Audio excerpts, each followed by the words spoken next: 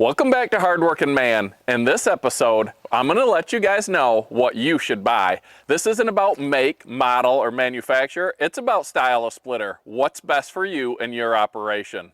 A vertical splitter or a horizontal splitter? Which is best for you? Let's find out. Why are vertical splitters becoming so popular? There's good reason, and I'm going to touch on some of those reasons today in this video. The Eastonmade Axis, the Wolfe Ridge VS17, the Power Split. There's a bunch of different verticals out there. Brute Force is about to come out with one. There's a reason they're becoming more popular, and it's because of their versatility, and we're gonna let you know what some of those features are. But will they unseat the horizontal splitters as the king of commercial splitters? I don't know about that. We're gonna start talking about the horizontal splitters and what they excel in, what they're great at. Pure production. These things can pump out wood faster than vertical splitters, and one of the reasons is all the different wedges you can put on them. Vertical splitters, you get one single wedge. I know there's some that have an extra wedge, but that's just a recipe for losing fingers. So in my opinion, multi-split wedges and box wedges belong on horizontal splitters. This is a 1222, a very popular model from Eastonmade. There are a lot of great manufacturers and a lot of great models. James Bainton, we don't need a 37D to do this comparison video accurately because again, it's not about which model is the best, it's about which type of splitter is best for people that are considering buying a new one. Size of horizontal splitters. They're not huge. This is probably what I would consider a mid-size splitter. Not mid-sized in production, the 1222 cranks out wood, but just mid-size in footprint. But that doesn't mean you don't need a lot of room to run it compared to a vertical. Now, when most people run these horizontal machines, they load the log lift from this side and then walk around to this side to operate it. You lift the log lift up, you roll it around and you split it.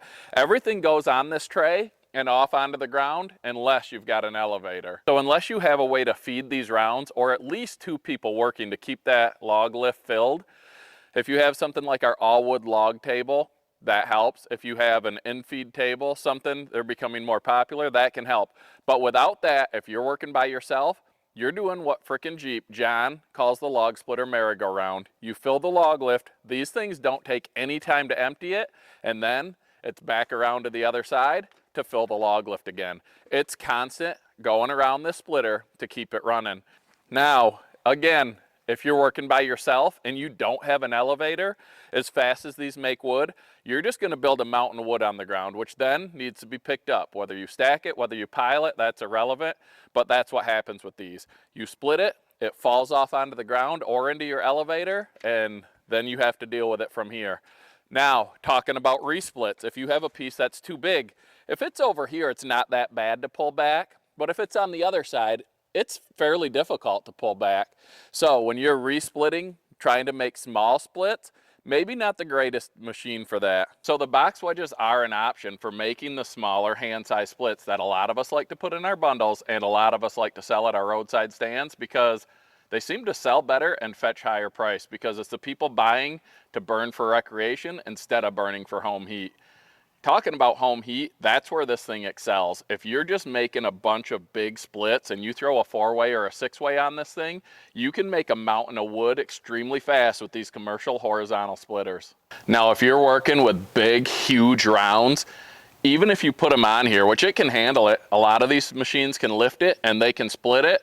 So if you're dealing with a huge round and it's 350 pounds and you get it up here and you split it in half, you still have 275-pound rounds that need to be handled. It can be dangerous if you can't handle it. If you don't have two people, where's that other half going? Yeah, sometimes you can push them through a 6-way or a multi-split wedge, or the box wedges are an option, but without that, that can be tough to handle. Now, if you deal with a lot of knotty, nasty rounds, in my opinion, the horizontal splitters are the way to go. You can buy these with way more power. James's 37D has a ton of power. Our all-wood muscle wood, ton of power. This 1222 has a lot of power. There's so many splitters out there that are horizontal with a lot of power. Now, don't get me wrong, the vertical splitters aren't weak machines. They just don't come in the tonnage that these do, and for good reason. You're not running the multi-split wedges, you're not running the box wedges, and in my opinion, you don't want too much pressure built into a round if it's caught on a big knot to blow through if you're holding that wood. So, and that's just my opinion why these, if you're dealing with nasty wood, probably horizontal's the way to go. Now, a lot of guys move their splitter to where the wood is to split. Horizontal's probably better for that. You can hook this to your side-by-side, some of them an ATV, a tractor. We've got the Trax power dolly here. You can move this out to the wood, tow it out into the woods, do your splitting there. It's quick and easy to set up. You drop a foot, you're running, you're ready to go. So these things are probably more maneuverable, where the vertical machines outside of the power splits that you can drive are better to be set up and run that way, in my opinion. Onto the vertical splitter. This thing is fun to run, let me tell you that. And one of the reasons is because you can make precision splits with little effort. You don't have to pick the rounds up. You literally just slide them around and you see right where that wedge is going into that wood and you step on the pedal. So if you make bundle wood, if you make smoker wood, if you're into making high value, high dollar wood, maybe the vertical's the machine for you. Now, a lot of these vertical machines do have log lifts. One difference about the log lift on the vertical machines is they're right by where you're working. There's no going around this thing. The only time you go around the Eastonmade axis is to power it on or to shut it down. That's it. Now, I know the Wolfe Ridge has the controls up front, so you don't really hardly ever have to go around that except for maybe to refuel it. But you're not constantly going around. So if you work by yourself a lot, this might be the best machine for you. From what I've seen, a lot of the vertical machines have a higher work height. Not all of them, but a lot of them do. And for a lot of us, that's more comfortable. I like being able to work right here, right out in front of me, without having to reach down or bend down too much. Like I mentioned, the vertical machines, most of them have just a single wedge, and for good reason. But because of that, even though this machine is fast, you're not going to have the production, in my opinion, out of a vertical splitter that you will out of a horizontal machine because of the multi-split wedges. So you're not going to crank out as much bulk wood with one of these as you would with a horizontal machine. That being said, if you do boiler wood, you can make 4 pieces of boiler wood in seconds with this thing. If you have a big round and you quarter it, it's got the 24-inch stroke, just like a lot of the horizontal machines. But for boiler wood, this thing's fast. But now, if you were going to split that same round into, say, 6 or 8 pieces that you could do in one push with a horizontal machine, you're going to have to do more strokes, especially if it's not the wood that pops. If it's wood that needs a whole stroke through, it's just not going to be as fast. As you can see, we've got this set up right by our garage. It's great for the winter. It blocks the wind.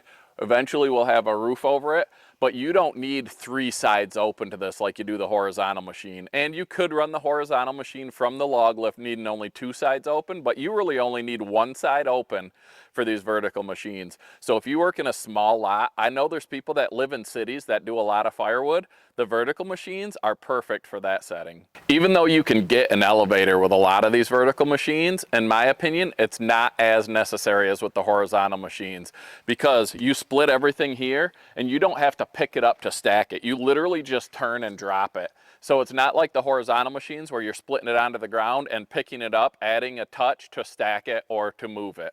Now, we touched on towability for the horizontal machines, and you can tow these vertical machines, but they take a little more to set up. You want them more level. You want a clean area where your foot pedal is. There's outriggers that you can put out on these to make them more stable. It's just a little bit more involved process of setting up. So it's better if you can set it somewhere and bring the wood to it, as opposed to bringing it to the wood all the time. Now, what about that 350-pound giant round?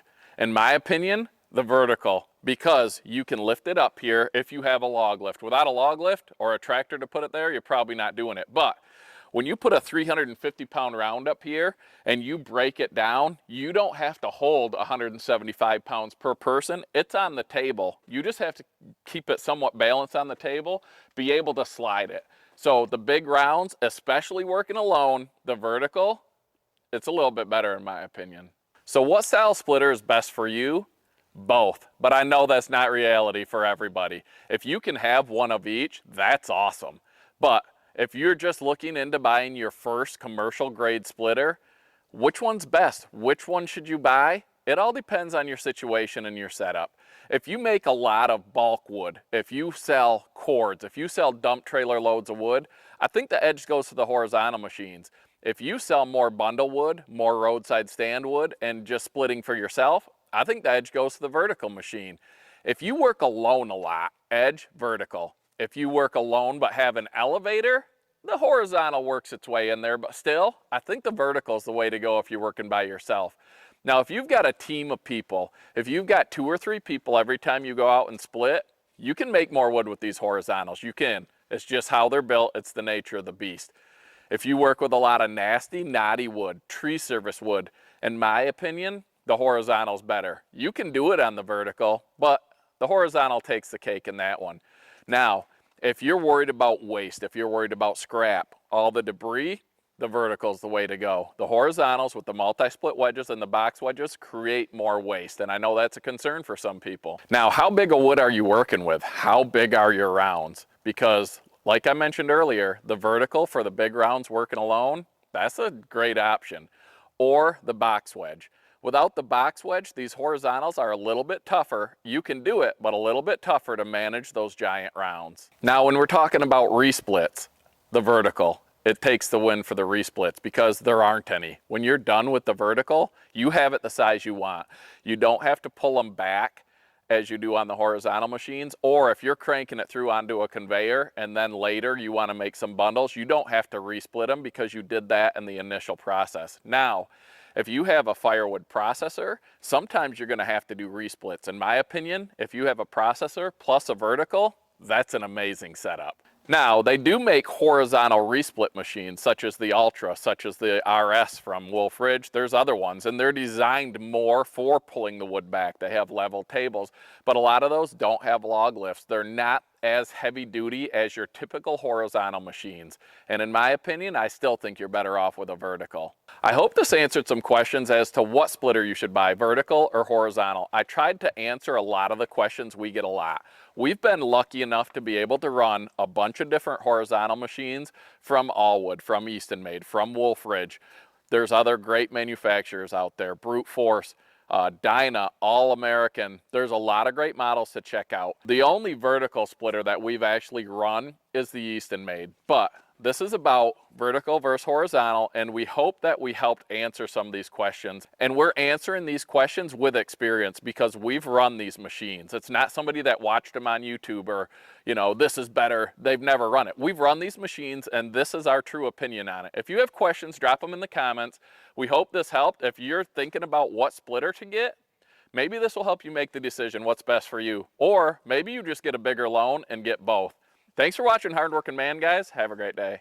The 1222 is going to a new home today. So I wanted to get this video out, not because it was about the 1222 versus the Axis.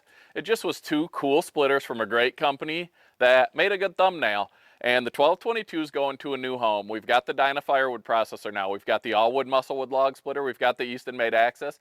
I love being able to run different brands of equipment because there's differences in all of them, pros and cons to all of them, and getting to run them all helps us in telling you guys what we think. So say goodbye to the 1222. It's going to a new home and it's going to be making firewood for somebody else. I'd love to keep this 1222 because it's fun to run, and we've got the box wedge for it. We've got the 6-way, we've got the 4-way, but I didn't get the kitchen done. I failed. It was supposed to be done by the end of this year, and we need the money from the splitter to hopefully get that kitchen in.